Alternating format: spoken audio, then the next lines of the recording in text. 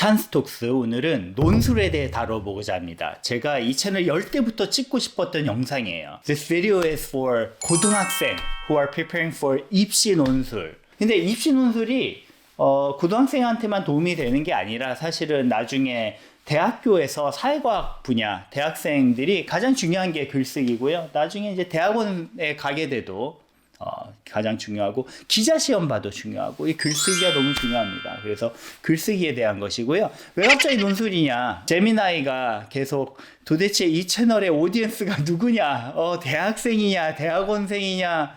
30대 직장인이냐? 이번에 명상 올렸더니 60, 70대 구독자분들도 많이 들어오시고, 그래서 초점이 없는데, 제미나이가 제발 그러지 말라 그러는데, 그래도 기어코 논술에 대해 한번 찍습니다. 상관없어. 망하지 뭐. 망하기 전까지는 모든 거를 이제 최선을 다해서 한번 찍어보려고 해요. 저는 논술과 오랜 인연이 있습니다. 제가 고등학교 때 공부를 막 그렇게 잘하진 않았는데, 논술과외 선생님을 만나면서 눈이 팍 띄었어.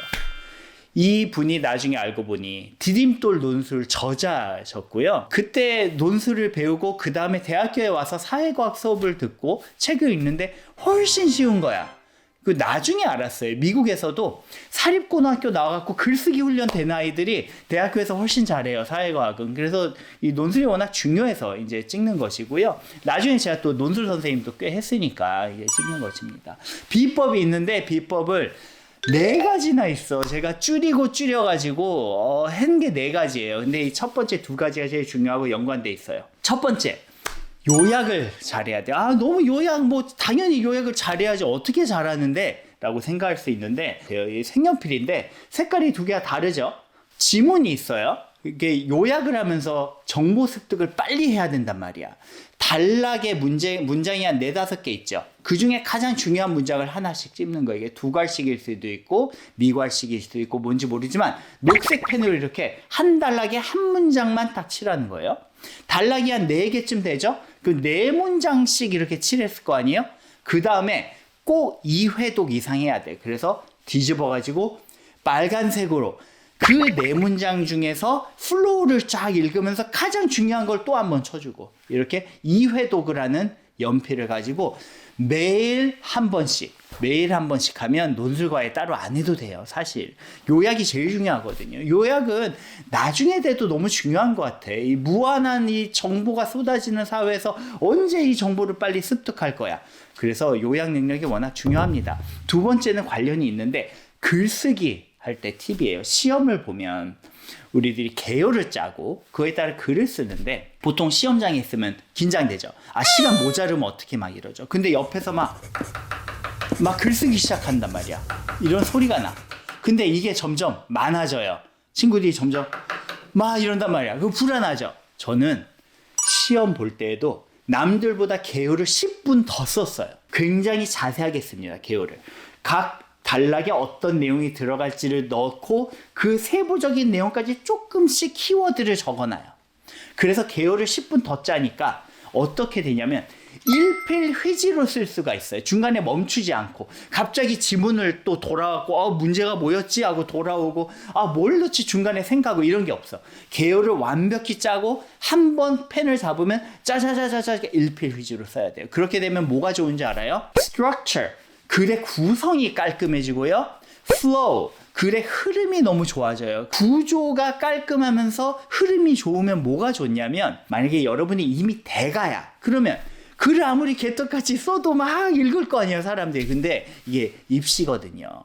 채점을 막 100개, 200개, 300개, 1000개씩 사람이 채점을 하는데 그렇게 꼼꼼히 읽을 수가 없거든요. 그래서 이런 선명한 구조와 깔끔한 흐름은 이 채점관들에게 굉장히 좋은 인상을 줍니다. 구조가 선명하고 흐름이 깔끔한 그런 글을 선호합니다. 네, 그래서 중요하고요. 3번째, 보통 우리가 시험을 잘 보려면 출제자의 의도를 알아야 된다 그러잖아요. 출제자의 의도만 아는 게 아니라 아예 출제자로 빙의가 돼야 돼. 출제자가 돼야 돼. 그러니까 2026년에 내가 출제자로 들어갔어. 어떤 문제를 낼지 한번 고민을 해보세요. AI 낼 것 같지 않아요? AI 너무 중요하고, 노동이 대체될까? 이거는 많이들 논의되는 것이니까요. 요새 전쟁 막 나고 있는데 드론 같은 거 막 들어오면서 무인 전쟁을 통한 윤리적 이슈 있죠. 문제 내기 괜찮죠. 사실 이게 2010년대부터 법대에서는 많이 논의가 되었던 바이기도 해서 괜찮죠. 기후위기 아주 중요한 주제. 뭐 정치학자가 들어갔어. 그럼 뭘 내겠어요? 정치적 양극화가 제일 핫하잖아요. 그리고 소셜 미디어의 어떤 긍정적이거나 부정적인 영향? 굉장히 중요한 주제죠. 포퓰리즘까지 갈 수 있고. 코로나 이후에 사회가 어때요? 사회적 고립이 있잖아요.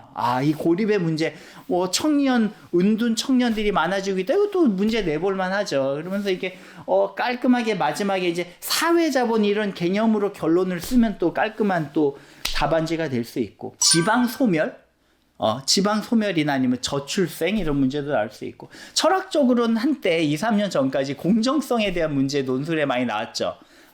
이제는 약간 지나가고 있고. 개인주의 문제, 공동체 개인주의.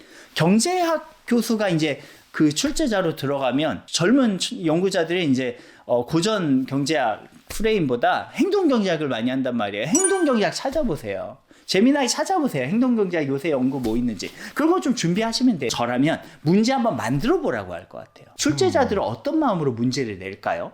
좋은 평가를 받고 싶을 거 아니야. 이게 시대를 관통하는 문제였어. 문제 아주 좋던데 이런 얘기를 듣고 싶을 거 아니에요. 여러분이 출제자가 돼가지고 한번 해보면 좋고요. 그러면서 키워드와 학자 이름 중에 좀 새로운 걸 탁탁 넣어주면 너무 좋죠. 키워드. 네 번째. 변증법적으로 사고를 할 줄 알아야 돼요. 변증법. 예전의 논술 시험들은 A의 주장이 있고 B의 주장이 있고 둘 중에 한쪽 편을 들어라 이렇게 많이 나왔고요. 요새는 좀 더 복잡하게 나오죠. 다면적으로 이렇게 보게 하는데 우리들이 이제 기본은 똑같아요. 연습을 할 때 내가 사람으로서 내 이해관계도 있고 선이해도 있고 편견도 있고 그래서 마음에 드는 입장들이 있단 말이에요.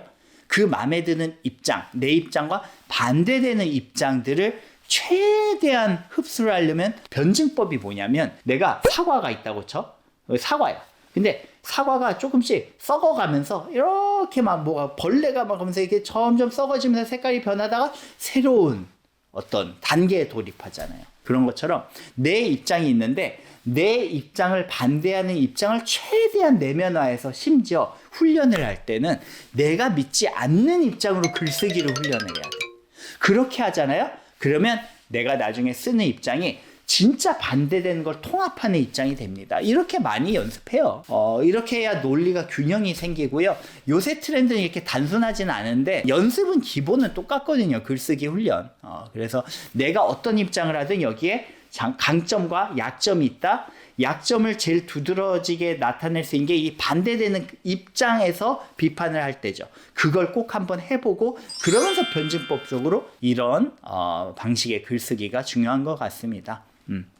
제가 이 영상 찍으려고 좀 철진한 얘기를 하면 안 되니까 이제 뭐 시대인재 여기서 나온 논술책도 보고 요새 트렌드도 봤는데 물론 문제를 내는 트렌드는 약간씩 바뀌는데요. 글쓰기의 기본은 바뀌지 않아요. 요약을 잘해야 되고 개요를 뽑아내는 걸 바탕으로 내가 개요를 쓸 수 있고요. 그 개요를 빵을 뻥 부풀리듯이 글로써 만들 수 있고요. 그래서 일필휘지로 글을 쓸 줄 알아야 되고 출제자의 의도를 파악하는 걸 넘어서 출제자로 빙의가 되고 그 다음으로는 글을 변증법적으로 그래서 통합된 의견을 어떻게 만들지 정과 반을 최대한대로 논리로 끌어내 보면 좋습니다. 제가 이제 사회학 교수다 보니까 아마 출제하지 않겠냐 이런 얘기도 항상 거절하고 제가 갇혀 있는 걸 별로 안 좋아하고 이제 출제하라고 그러면 이런 영상을 찍어서 안 될 것 같습니다. 이래야겠어요. 이게 이해관계 충돌 뭐 이런 거 있을걸요. 그래서 제 출제자 안 들어갈 거예요. 그래서 그런 이슈 없을 것이고요. 출제자 들어가면 유튜브 못 찍잖아. 연구도 못 하잖아. 그래서 잘 안 들어갑니다. 아무튼 그래서 오늘 논술 영상 한번 찍어보고 싶었어요. 그래서 찍었고요. 혹시 반응이 좋으면 제가 2탄도 찍을 수 있어요. 논술은 원래 좀 2탄도 찍을 수 있는데 아무튼 그러면 네 여기서 영상을 마치겠습니다. 네 수고 많으셨어요.